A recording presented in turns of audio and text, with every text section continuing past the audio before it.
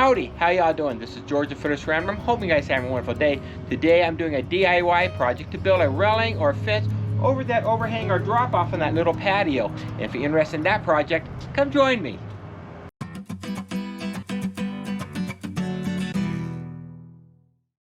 To start this project off, and with any of the DIY projects I do, there needs to be some type of planning. In this case, I need to measure the area, sketch it out, and figure out what materials I'll need.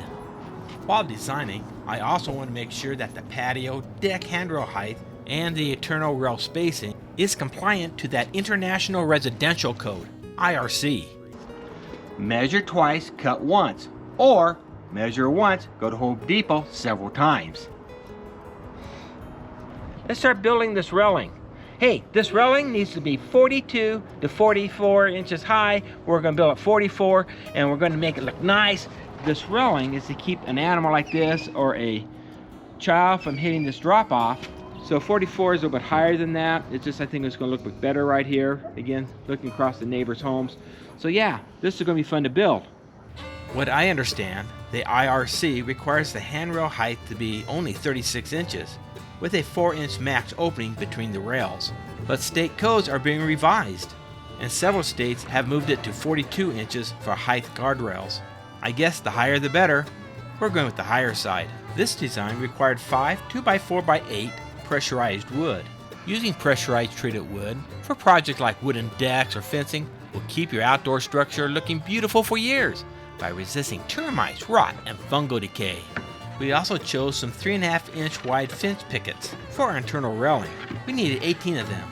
Oh yeah, since you're at the box store, don't forget to pick up some of those deck screws to put this thing together. Now since I have a crap load of wood for several projects, including this one, I better get the heck out of here. Wait, there's more fun stuff to look at. Do I need a new fridge for a solar power project? Maybe not, I already have one. But it's still fun to look. Now it's time to unload that wood and pile it up. Getting it ready to measure for our first cut. Take your time and measure it out to that sketch, making sure it's the correct measurement. Measure twice, cut once. I think I said that before. So I'm right there, 6 3/8. And we're gonna cut that, and if not, we're going back to Home Depot. Set your 2x4 up square to the miter saw, get that laser lined up, and cut away.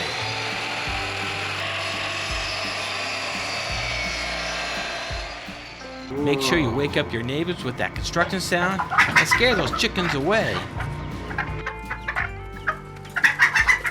And with a little bit of help, let's get these other boards measured up and cut, getting them ready to assemble.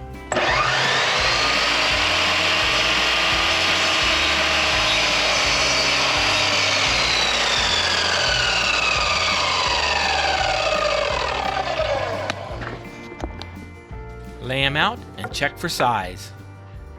Go and try getting this set up here. For this guardrail, we designed the base using some bolts that were already cemented into this deck. So this made it easy, to place the base, bolt it down, and make this wood frame construction. All we need to do was to measure out that 5/8 diameter bolt hole pattern that was needed so we could bolt down this baseboard onto the deck. We used a 5/8 diameter spade drill for the clearance hole for a 1/2-inch diameter bolt, and we're going to put a washer on top to help that hole from stripping out. We drill through the wood with ease, and then we fit tested the board by bolting it down onto the deck. Yep, the bolt pattern worked. The next thing I need to do is create the risers of the height of the railing. The height of the railing is going to be 44 inches. That means I need to cut my next pieces at 41.